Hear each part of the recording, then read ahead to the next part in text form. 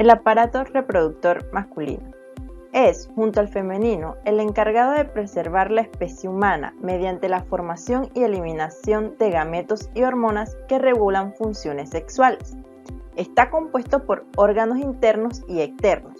Los principales órganos externos son los testículos, el epidídimo y el pene. Los testículos están alojados en el escroto y está formado por un conjunto de sobres que lo cubren y sostienen. La estructura interna son los conductos deferentes y las glándulas accesorias, incluidas la próstata y las glándulas cerebrales. Funciones del aparato reproductor masculino. Los órganos sexuales masculinos trabajan juntos durante las relaciones sexuales para producir y liberar semen en el sistema reproductor femenino. El sistema reproductor masculino también produce hormonas sexuales que ayudan a los niños a madurar durante la adolescencia. Este sistema se encarga de fabricar semen, liberar semen dentro del sistema reproductor femenino durante el coito, la excitación sexual, erección, orgasmo y eyaculación del semen. La erección es el resultado de una compleja interacción de estímulos neurológicos, vasculares, hormonales y psicológicos. Organización del aparato reproductor masculino. El aparato reproductor masculino o genital se compone de los siguientes elementos: órganos reproductores o gónadas que producen gametos y hormonas, un tubo reproductor formado por conductos que reciben, almacenan y transportan los gametos, glándulas y órganos accesorios que secretan líquidos a los conductos del aparato genital u otros conductos excretores, y estructuras perianales asociadas al aparato reproductor y cuyo conjunto recibe el nombre de genitales externos. Anatomía del aparato reproductor masculino. A diferencia del de la mujer, cuyo sistema reproductor está localizado íntegramente en la pelvis, los órganos reproductores del hombre o genitales se encuentran tanto dentro como fuera de la pelvis.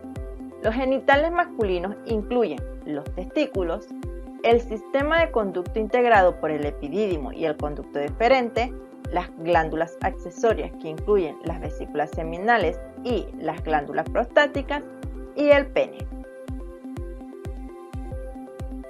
Los órganos genitales masculinos comprenden los órganos genitales internos, los órganos genitales externos y las glándulas genitales auxiliares.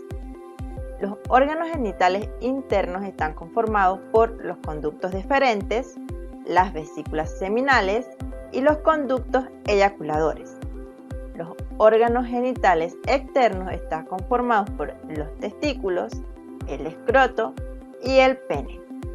Las glándulas genitales auxiliares están conformadas por la próstata y las glándulas vulvo-uretrales. Ahora mostraremos de manera general las partes principales de la anatomía del aparato reproductor masculino. Comenzamos con la uretra. Esta transporta orina y semen durante el orgasmo. El semen se eyacula por la uretra. Los testículos son las glándulas que producen espermatozoides, células reproductoras y hormonas. El epidídimo, este es un conducto enrollado que alberga los espermatozoides mientras maduran. Y el conducto deferente, que es el encargado de transportar el esperma desde el epidídimo hasta el pene. También encontramos la próstata, el conducto eyaculador, la vesícula seminal, la glándula vulvo-uretral, el escroto, el pene, el cuerpo cavernoso, el glande y el prepucio. Mi nombre es Elsa Laura y le hablaré sobre los testículos. Los testículos son órganos ovoides que se encuentran. Los testículos son órganos ovoides pares que se encuentran suspendidos fuera de la cavidad pélvica y abdominal, sostenidos dentro de una capa de piel laxa llamada escroto. Este interior está dividido por un septum escrotal en dos sacos, uno para cada testículo. Sus características son que es ovoide, una orientación aplanada y transversal, una longitud de 4 a 5 centímetros, un espesor de 2,5 centímetros, una altura de 3 centímetros, un peso de 20 gramos, con un color ligeramente blanco azulado, superficie lisa, pulida y brillante, consistencia firme. Según Sadler, en su libro de embriología médica, aproximadamente en la 7ª semana los testículos comienzan a obtener características morfológicas masculinas y se encuentran localizados en el abdomen, descendiendo aproximadamente durante la semana 26 del desarrollo embrionario. Esto ocurre normalmente desde donde se forman, que es cerca de los riñones, en la cavidad posterior de la pared abdominal, y caen a través del conducto inguinal para llegar al escroto. Hay veces que el conducto inguinal está obstruido, presentándose así la criptorquidia, o testículo no descendido, que el testículo se queda en la cavidad abdominal y no es capaz de bajar al escroto. Esto sucede normalmente entre un 30% de los neonatos prematuros y el 1 y 3% de los neonatos de término. Esta condición causa daños histológicos permanentes y aumenta los riesgos de cáncer. En esta figura se observa el proceso cuando el testículo baja al escroto. En la parte A es visible que el testículo lleva consigo una parte del peritoneo abdominal, el proceso vaginal. De allí se forma la túnica vaginal, que cubre las porciones anterior y lateral del testículo. Esta también se considera una parte histológica del testículo. En la parte C se denota la pequeña conexión fibrosa que existe en la túnica vaginal y el peritoneo abdominal. En esta imagen vemos a la túnica vaginal. Esta cubre la parte anterior y lateral de cada testículo. Está compuesta por 2 capas de mesotelio y un espacio entre ellas lleno de líquido fluido. La patología del hidrocele es cuando, por causa de golpes o traumas, hay una obstrucción en el drenaje linfático y por ello el volumen de este líquido aumenta considerablemente.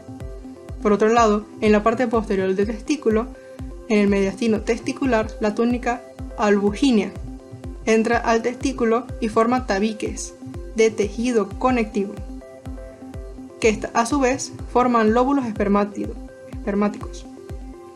Cada uno de ellos contiene alrededor de 2 túbulos seminíferos donde se lleva a cabo la espermatogénesis. El cordón espermático. El cordón espermático es el cordón que suspende a los testículos en el escroto.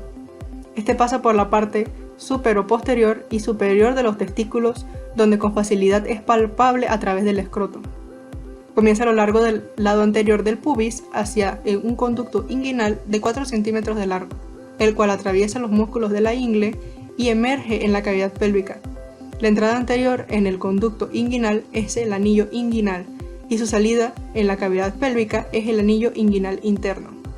Este a su vez está compuesto de 3 capas: la fascia espermática interna, la cual deriva de la fascia transversal. Esta es la capa más interna, holgada y delgada que rodea al cordón espermático.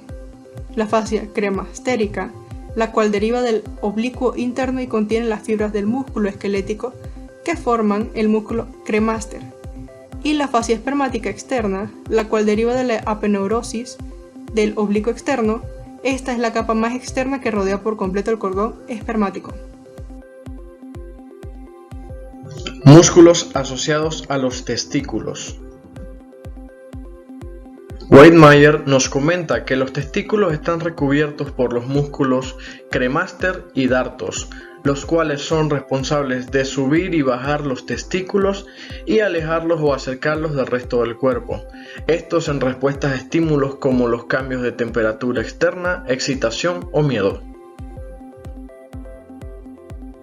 Para ser más específico, Weidmayer identifica el músculo dartos, el cual está compuesto por músculo liso y se encuentra justo debajo del escroto. Cuando hay una baja temperatura, este se contrae, retrayendo la piel del escroto. En cambio, cuando la temperatura es más alta, se relaja, causando que la piel del escroto se estire y facilita así el descenso de la temperatura. El músculo cremaster se encuentra por debajo de la fascia espermática externa y este levanta o deja caer los testículos en el saco escrotal, regulando así la temperatura y acercando los testículos a la cavidad abdominal. Los testículos son irrigados por la arteria testicular, la arteria cremastérica y la arteria del conducto deferente, y su drenaje venoso está dado por el plexo pampiniforme.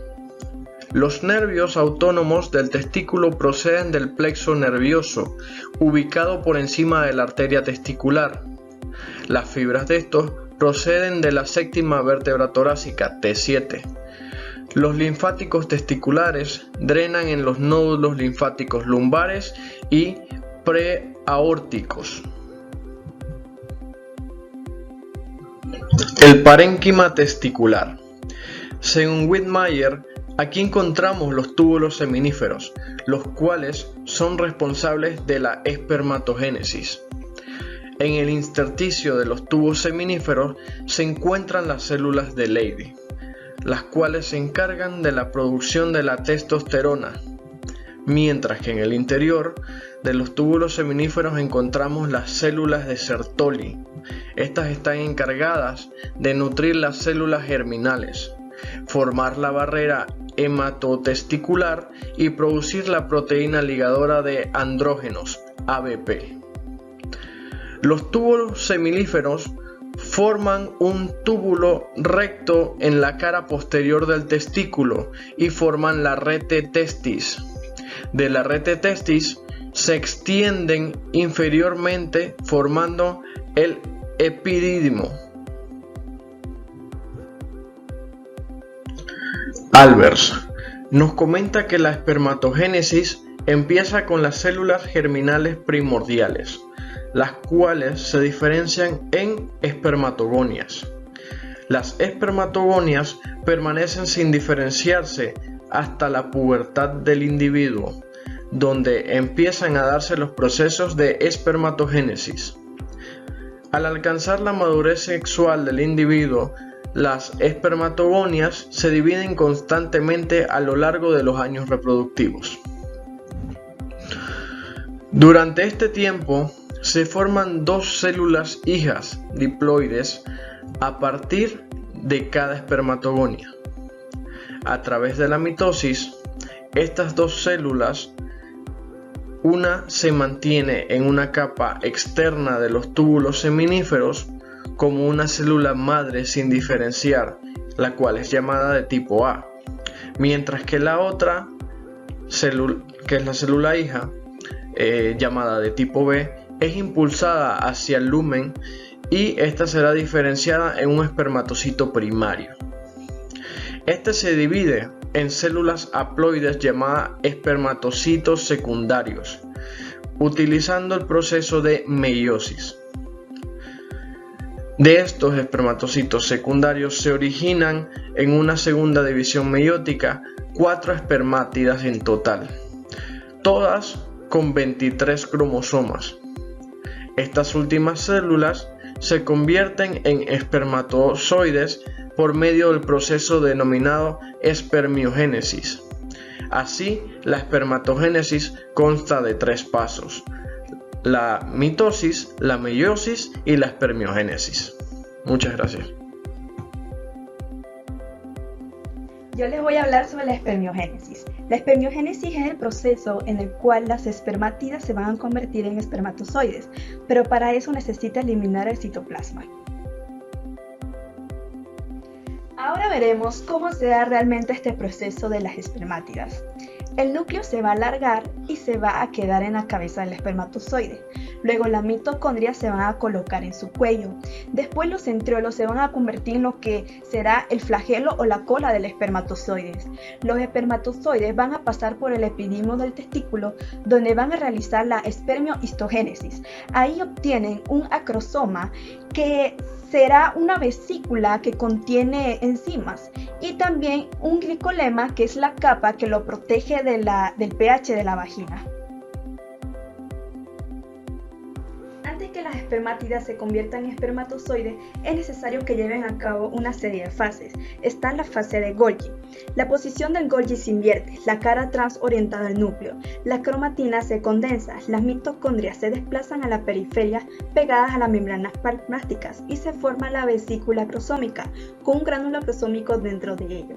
En el lado opuesto a esto ocurre una deformación de la membrana nuclear que formará la faceta de implantación, que es donde migrarán los centriolos. folíolos.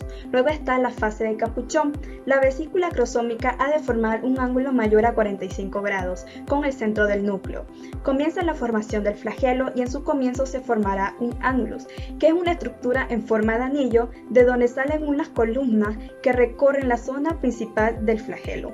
Se forma además de esto un manchete, un anillo que rodea el núcleo que actuará como centro organizador de microtúbulos, y en donde saldrán microtúbulos a la parte posterior de las células, que ayudarán a todos los gránulos a desplazarse hacia la zona menos a la zona del Golgi, que lo hará sin necesidad de estos microtúbulos. La vesícula acrosómica es unida al núcleo por acroplasma, que es un conjunto de filamentos de actina y filamentos intermedios de queratina. Por encima de la vesícula se encuentra filamento de actina y retículo endoplasmático liso. La fase acrosómica. En la fase acrosómica se distinguen por una deformación del núcleo y en cambio de orientación en la célula. La unión del flagelo con el núcleo se formará el capitel, que es una estructura de refuerzo. El acrosoma está ya formado cuando los gránulos acrosómicos están expandidos a toda la vesícula acrosómica y esta está fijada al núcleo. Se pasa a denominar acrosoma. Al final de esta fase, la manchete desaparece y las mitocondrias comienzan a agruparse entre el núcleo y el annulus, cerca de los microtúbulos que forman el axonema del flagelo. Por último tenemos la fase de maduración, que es donde el núcleo se condensa hasta tener una estructura paracristalina. Las mitocondrias se agrupan en hélices alrededor de los microtúbulos entre el annulus y el núcleo, con 10 a 12 mitocondrias por vuelta en humanos. Se pierde la gran mayoría del citoplasma junto con todos los orgánulos a excepción de las mitocondrias, que forman el hélice, y el par de centriolos que es necesario para el flagelo.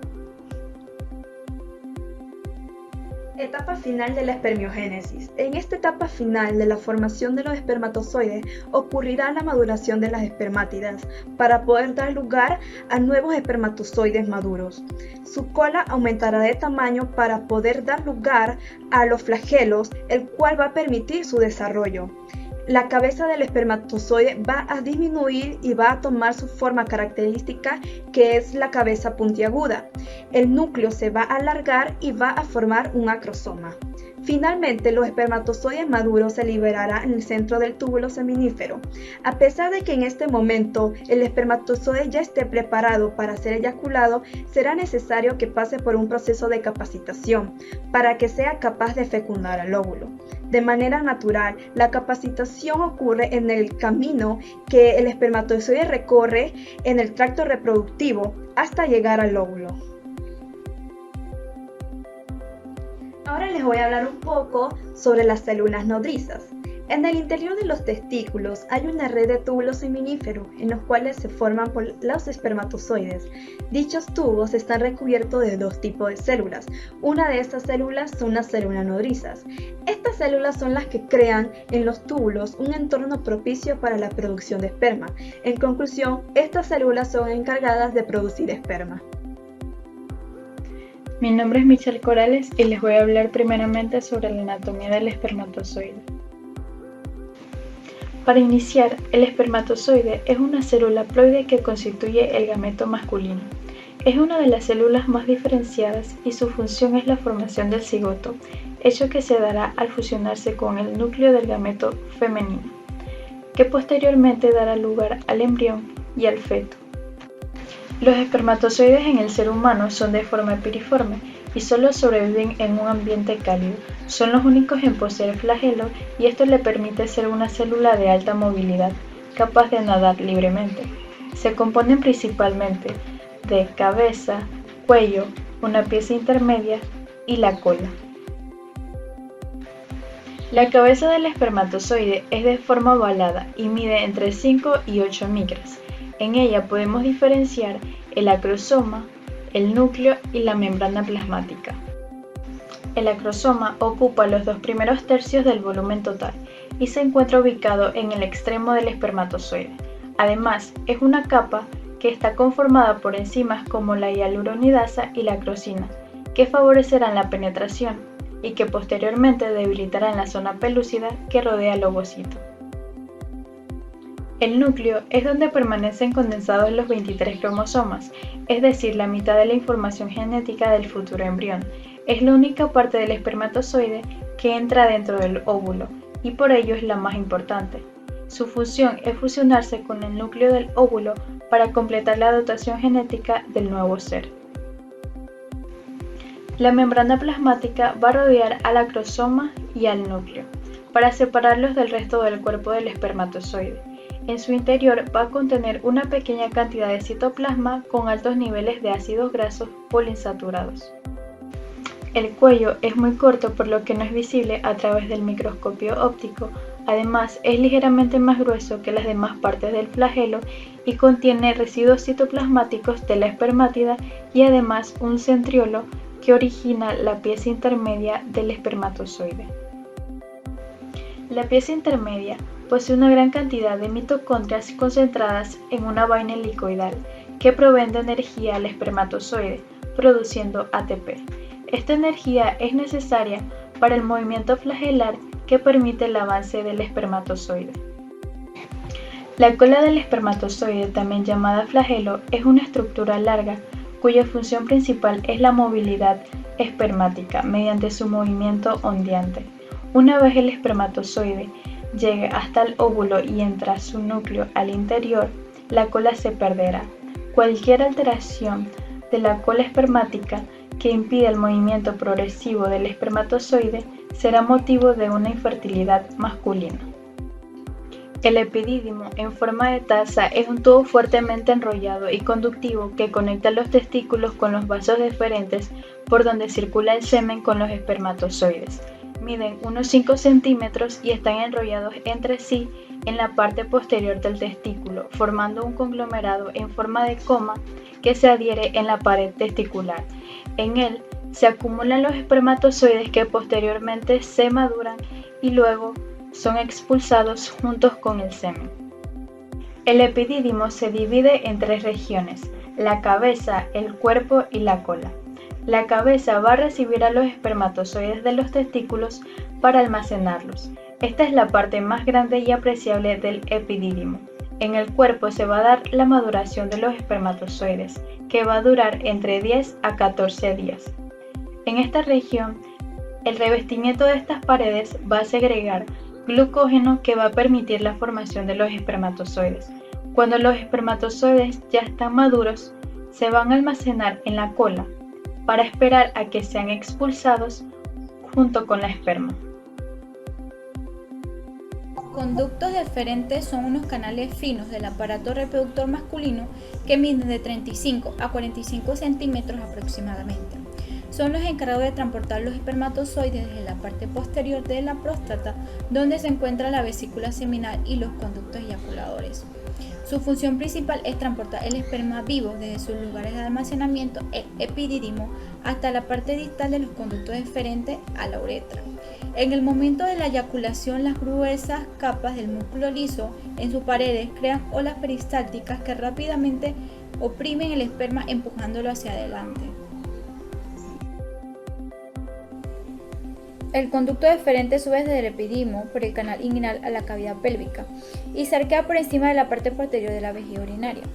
Este tubo está cerrado junto con vasos sanguíneos y nervios en una vaina de tejido conectivo, el cordón espermático, que se dirige hacia arriba a través del canal inguinal. Allí el conducto da media vuelta sobre el uréter y desciende a lo largo de la pared posterior de la vejiga.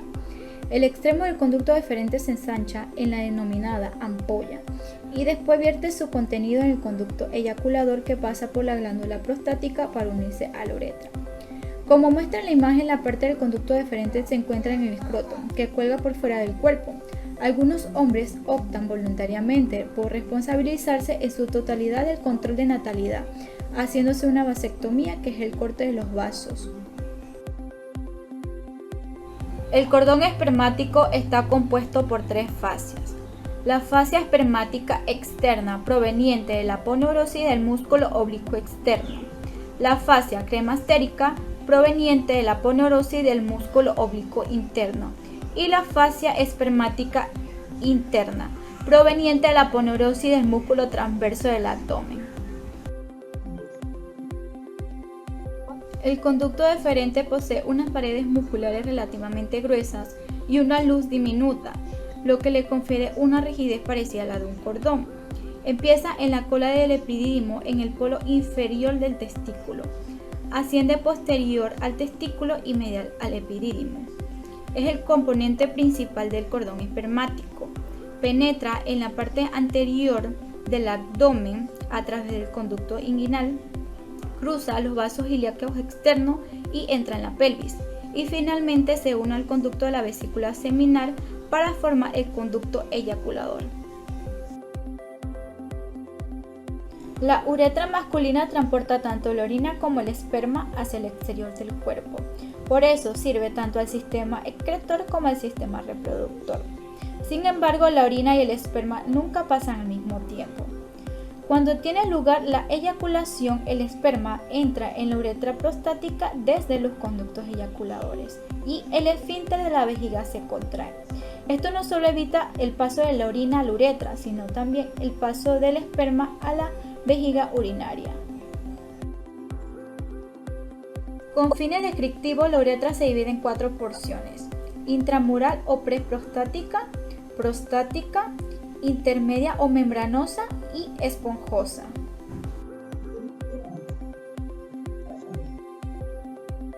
La uretra masculina proximal está irrigada por las ramas prostáticas de la arteria vesical inferior y la rectal media. Las venas de las 2 porciones proximales de la uretra drenan en el plexo venoso prostático. La inervación de la uretra derivan de los nervios del plexo nervioso prostáticos, fibras parasimpáticas, simpáticas y aferentes viscerales. Las células espermáticas dependen del líquido seminal para mantenerse vivas y en movimiento. Este líquido se produce durante la eyaculación mediante las glándulas accesorias, las vesículas seminales, las próstatas y las glándulas bulbouretrales. Las vesículas seminales están ubicadas por detrás de la vejiga y se extienden hacia la misma. Allí cada una de ellas se puede unir a uno de los conductos deferentes para formar los conductos eyaculadores. La próstata, ubicada por debajo de la vejiga y por el comienzo del pene, contiene los conductos eyaculadores y la uretra prostática. Las glándulas bulbouretrales tienen forma de una arveja, con conductos únicos que conectan a la uretra. Vesículas seminales. Las vesículas seminales son estructuras alargadas de unos 5 centímetros de largo, aunque en algunas ocasiones es mucho más corta. Se encuentran entre el fondo de la vejiga y el recto. Son estructuras situadas oblicuamente, superiores a la próstata y no almacenan espermatozoides, a pesar de lo que implica su término. Secreta un espeso líquido alcalino con fructosa y este es una fuente de energía para los espermatozoides y un agente coagulante que se mezcla con los espermatozoides cuando pasan hacia los conductos eyaculadores y la uretra. Se sitúan posteriores a los uréteres, donde el peritoneo del fondo del saco recto vesical los separa del recto. Los extremos inferiores de las vesículas seminales están estrechamente relacionadas con el recto, separados de él solo por el tabique recto vesical. El conducto de la vesícula seminal se une al conducto deferente para formar el conducto eyaculador. Sus secreciones se encargan de formar aproximadamente el 60% del semen, y debido a dicho estímulo andrógeno incrementa su contenido en fructosa, la cual se puede cuantificar y de ahí deducir su nivel de secreción. Recibe rama de las arterias glúteas inferior, vesícula inferior y rectal media. Sus venas y linfáticos acompañan las arterias. Las arterias de las vesículas seminales derivan de las arterias vesical inferior y rectal media. Las venas acompañan a las arterias y reciben nombres muy similares. Tiene dimensiones aproximadamente de 3 centímetros de largo, 4 centímetros de ancho y de 2 centímetros de profundidad antero-posterior. Es la mayor glándula accesoria del aparato reproductor masculino. La próstata es del tamaño de una nuez, rodea la uretra prostática. La porción glandular constituye unos 2/3 de la glándula. El otro tercio es fibromuscular. Se caracteriza por ser densa y vasculonerviosa e incorpora los plexos nerviosos y venosos prostáticos. El conjunto está rodeado por la capa visceral de la fascia pélvica, la cual forma una vaina prostática fibrosa que es delgada anteriormente. Se continúa anterolateralmente con los ligamentos pubo-prostáticos y posteriormente es gruesa y se continúa con el tabique recto-vesical.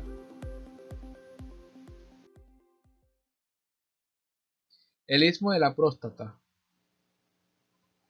también conocido como la comisura de la próstata. Esta se encuentra anterior a la uretra y es fibromuscular y representa la continuación superior del músculo esfínter externo de la uretra hasta el cuello de la vejiga y contiene poco o ningún tejido glandular. Lóbulo derecho e izquierdo de la próstata. Están separados anteriormente por el istmo y posteriormente por un surco longitudinal central poco profundo. Lobulillo ínfero posterior. Se sitúa posterior a la uretra e inferior a los conductos eyaculadores. Es la cara de la próstata que se palpa mediante tacto rectal. Lobulillo inferolateral, directamente lateral a la uretra, que forma la mayor parte del lóbulo derecho e izquierdo. Un lobulillo superomedial profundo. Al lobulillo inferoposterior, que rodea el conducto eyaculador homolateral. Un lobulillo anteromedial, profundo al lobulillo inferolateral, directamente lateral a la uretra prostática proximal.